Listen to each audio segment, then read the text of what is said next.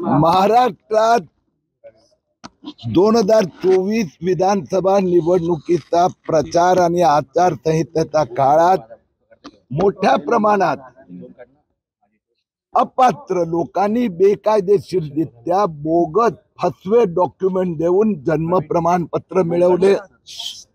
त्याची चौकशीचे मुख्यमंत्री देवेंद्र फडणवीस यांनी आदेश दिले आहे। त्या संदर्भात आतापर्यंत महाराष्ट्रात 16 ठिकाणी गुन्हे दाखल झालेले आहे। आज संभाजीनगर शहरात पण FIR दाखल होत आहे। जळगाव मध्ये मध्यंतरीच्या काळात 4 दिवसापूर्वी असाच प्रकाराने काय अपात्र काय बोगस लोकांनी अशा प्रकाराने जन्म प्रमाणपत्र मिळवण्याचा प्रयत्न केला, खोट्या सह्या करून मिळवले। ही वास्तविकता आहे की 2,23,000 अर्ज आले, त्यातला 97% मुस्लिम आहे। त्यापैकी अनेकांचा बॅकग्राऊंड बांगलादेशी आहे, ही हकीकत आहे। ही पण वास्तविकता आहे। त्यात मोठ्या प्रमाणावर मी आज चिल्लोडला होतो, 1.5 तास पोलिसांची चर्चा झाली। जे अर्ज आले त्यातले 80%, 5,000 अर्ज आले त्यातला 80% अर्जात फक्त आधार कार्ड पुरावा म्हणून दिला आहे। तर म्हणूनच जळगाव जिल्ह्यात पण यायचं होतं। जळगाव मध्ये पण भुसावळ सारखे काही शहरं आहेत की जिथे 1,000हून अधिक अर्ज आलेत। तर त्याची पण चौकशी विभागाने स्वतः करावी आणि त्यात अशा प्रकाराचे बोगस डॉक्युमेंट, खोटे डॉक्युमेंट, खोट्या सह्या। तर या अचानक हे सगळे वयोगट आहे 25 ते 65, 97% मुस्लिम, डॉक्युमेंट नाही 80% कडे। तर याची चौकशी व कारवाई सुरू झालेली आहे। जळगाव शहरात दोन वकिलांना अटक देखील झाली या प्रकरणामध्ये। केली गेली पाहिजे। आता सगळेच उपस्थित होते, महापालिकेचे अधिकारी, जिल्हाधिकारी कार्यालय, पोलीस, आणि या सगळ्यांचं म्हणणं आहे की आम्ही चौकशी सुरू केली आहे। हा तर फ्रॉड बाहेर आला आणि तो पकडला आहे। आता त्याच्या मागे कोण आहे? वकील पण दिसतोय, एजंट पण दिसतोय। याचा अर्थ त्या वकिलांनी एजंटने एवढंच केलं असेल, नॉट नेसेसरी, मे बी अधिक। तर पहिला राऊंड पोलिसांचा संपला की नंतर दुसरा राऊंड होतो की बाबा तुमच्याकडे जर भारतात जन्म झाला, त्याचे कागदपत्र नाही आहे, तर आता तुम्ही इथले आहात ते कसं गृहीत धरायचं? तर त्याची चौकशी सुरू झालेली आहे, काही काळ वाट पाहावी। तुम्ही जी काय आज चौकशी केली हे तुम्ही सांगू शकत नाही, मी सांगू शकत नाही। तुमचं आणि माझं म्हणजे व्यक्तिगत नका घेऊ माझा। ह्या कोणी म्हणजे 99.99% हिंदूंनी 5वे पेपर नाही दिले। हे तर फक्त 6 महिन्यात आलेला हा घोटाळा आहे। त्यात 97% मुस्लिम कसं काय? जी जळगावची लोकसंख्या आहे त्याप्रमाणे आलं पाहिजे। म्हणजे समथिंग कुछ तो दाल में काला है ना।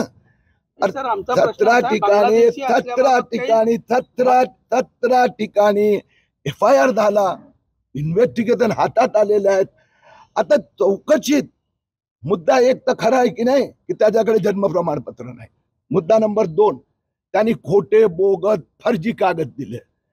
मुद्दा क्रमांक 3, त्यांच्याकडे तो हिंदुस्थानात आहे, त्याचं कुठलंच ऑथेंटिक डॉक्युमेंट त्यांनी दिलेलं नाही। आता तो कुठला आहे तो पुढच्या स्टेप मध्ये येणार।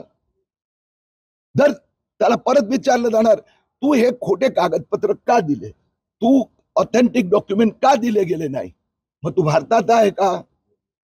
भारतात नाही, तू बांगलादेश आहे, रोहिंग्याचा आहे, पाकिस्तानी आहे, अफगाणी आहे, तो कोण असेल त्याला तिथे पाठवलं जाणार। बरं, आज आपली SP साहेबांची जी चर्चा झाली त्या चर्चेमध्ये असे काही नॉमिनेट त्यांनी केलेले आहे का 43 संशयितांपैकी? आता त्या 43 घरांना काही अटक झालेली नाही। हे जे करणारे लोक होते, जे सर्टिफिकेट दाखले देत होते, त्यापैकी किती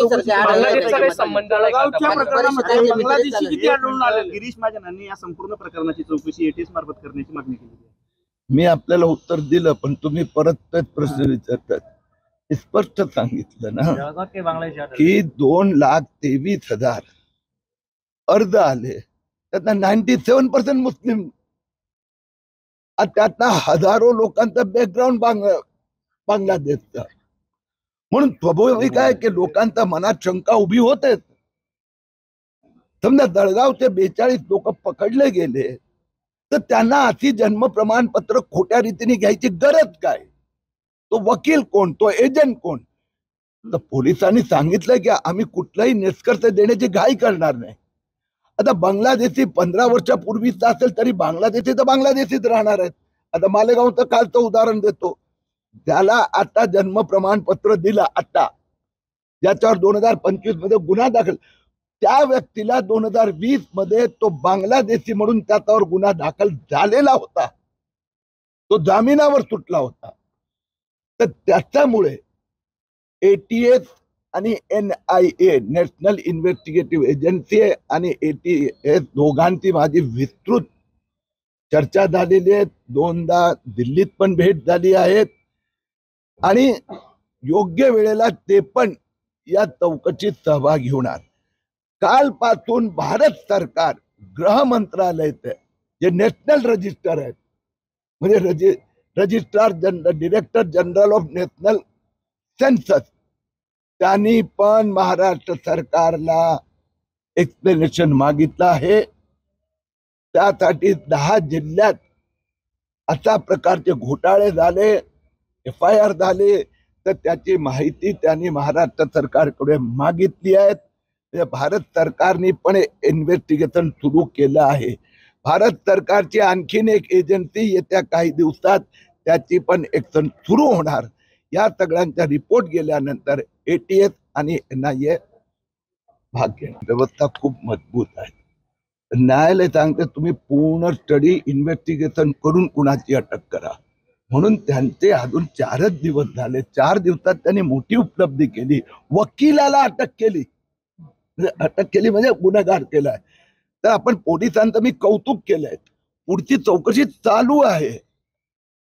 आणि मुद्दा माझा जो आहे ते काँग्रेसचे नेते विचारतायत, उद्धव ठाकरे विचारतायत, ओ बांगलादेशी का? अरे मी म्हणालो तोड ना बाबा, तुझा आहे ना, तर तू सांग ना मालेगाव मध्ये जे 4000 अर्ज आले, एकाने एक पण ऑथेंटिक डॉक्युमेंट का दिलं नाही? मग तो इथला आहे का? आहे तर डॉक्युमेंट दाखव. जर नाही आहे तो डायरेक्ट वरून आलाय, त्याचं सर्टिफिकेट उद्धव ठाकरे आणि काँग्रेस राहुल गांधींनी द्यावं.